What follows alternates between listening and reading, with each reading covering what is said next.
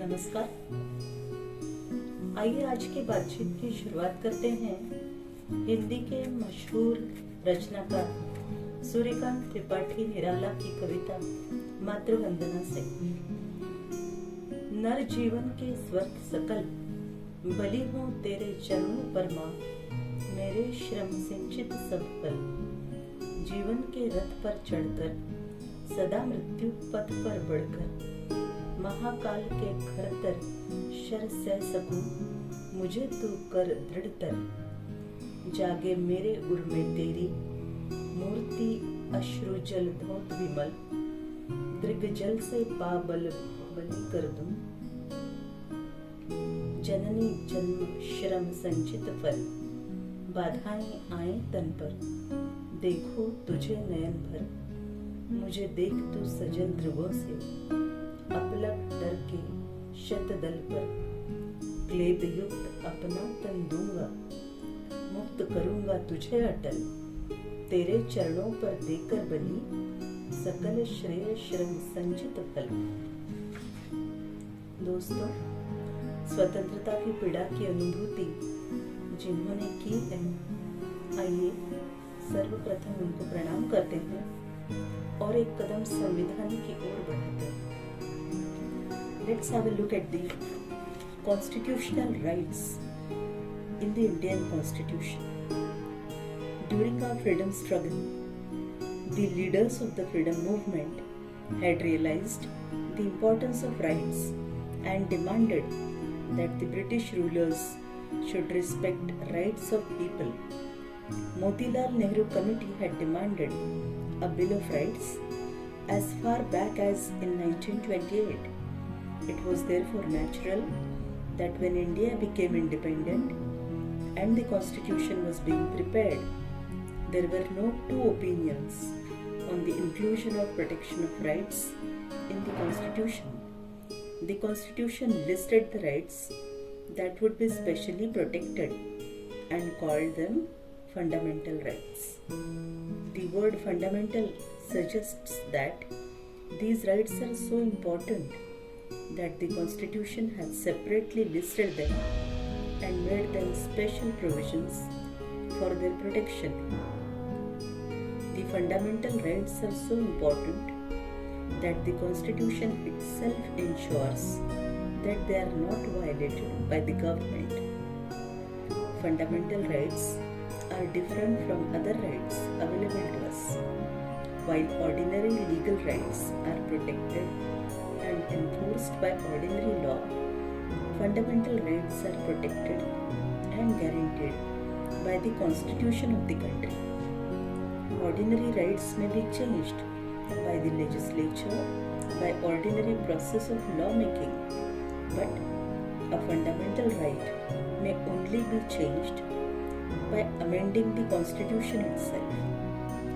Besides this, no organ of government can act in a manner that violates them.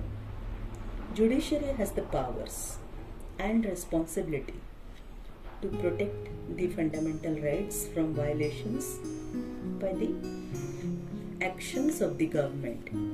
Executive as well as legislature actions can be declared illegal by the judiciary if these violate the fundamental rights or restrict them in an unreasonable manner. However, fundamental rights are not absolute or unlimited rights. Government can put reasonable restrictions on the exercise of our fundamental rights. Friends, let's have a glance at various fundamental rights which are enshrined in the Constitution. First one is right to equality.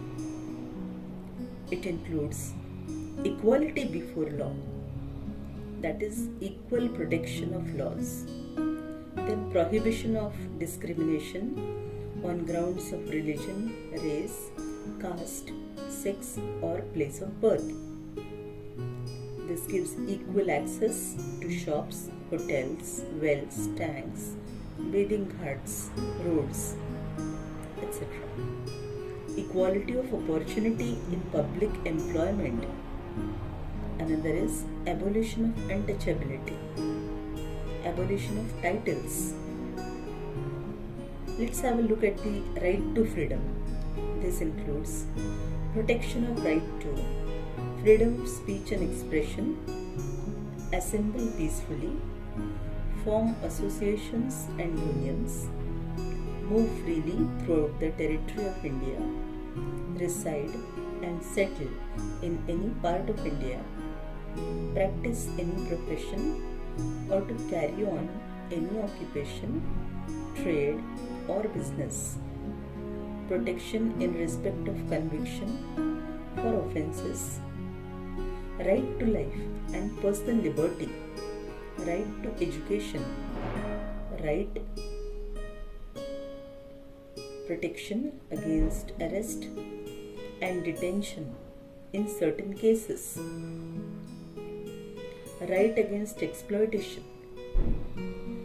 Here we have prohibition of traffic in human beings and forced labor, then prohibition of employment of children in hazardous jobs. Let's have a look at the right to freedom of religion. This includes freedom of conscience and free profession, practice and propagation of religion, freedom to manage religious affairs, freedom to pay taxes for promotion of any particular religion, freedom to attend religious instruction or worship in certain educational institutions. Let's have a look at cultural and educational rights.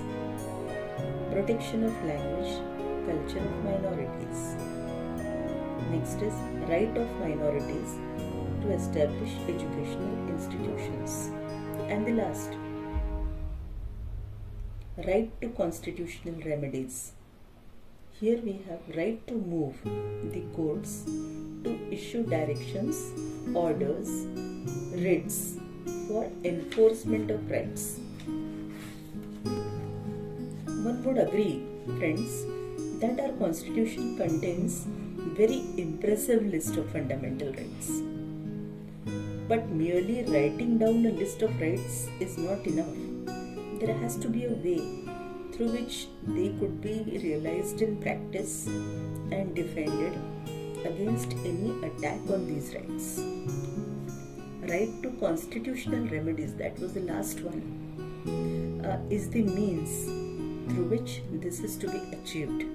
Dr. Ambedkar considered the right to constitutional remedies as heart and soul of Constitution. It is so because this right gives a citizen the right to approach a High Court or the Supreme Court to get any of the fundamental rights restored in case of their violation.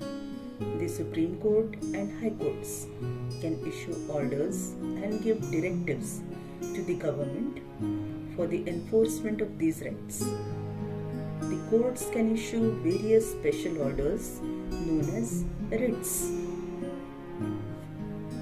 Habeas corpus. A writ of habeas corpus means that the court orders that the arrested person should be presented before it. It can also order to set free an arrested person if the manner or grounds of arrest are not lawful or satisfactory. Then comes mandamus. This writ is issued when the court finds that a particular office holder is not doing legal duty and thereby is infringing on the right of an individual. Next is prohibition. This writ is issued by a High Court or Supreme Court when a lower court has considered a case going beyond its jurisdiction. Next is quo warranto.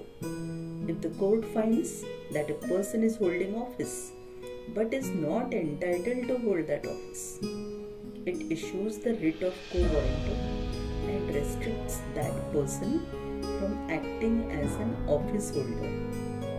Certiorari. Under this writ, the court orders a lower court or another authority to transfer a matter pending before it to the higher authority or court. Hence, the makers of our constitution knew that independent India was going to face many challenges. Foremost among these was the challenge to bring about equality and well-being of all citizens. They also thought that certain policy direction was required for handling these problems. At the same time, the Constitution did not want future governments to be bound by certain policy decisions. Therefore, some guidelines were incorporated in the Constitution, but they were not made legally enforceable. This means that if a government did not implement a particular guideline, we cannot go to the court asking the court to instruct the government to implement that policy. Thus, these guidelines are non-justiciable, that is, parts of the Constitution that cannot be enforced by the judiciary. Those who framed our Constitution thought that the moral force behind these guidelines would ensure that the government would take them seriously. Besides, they expected that the people would also hold the governments responsible for implementing these directives. So, a separate list of policy guidelines is included in the Constitution, and the list of these guidelines is called the Directive Principles of State Policy. It includes mainly three things: the goals and objectives that we as a society should adopt.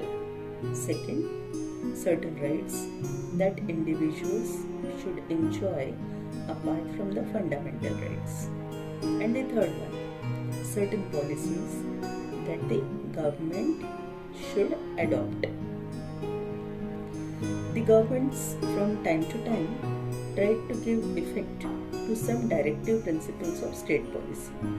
They passed several zamindari abolition bills, nationalized banks, enacted numerous factory laws, fixed minimum wages, cottage and small industries were promoted, and provisions for reservations for the upliftment of the scheduled castes and scheduled tribes were made.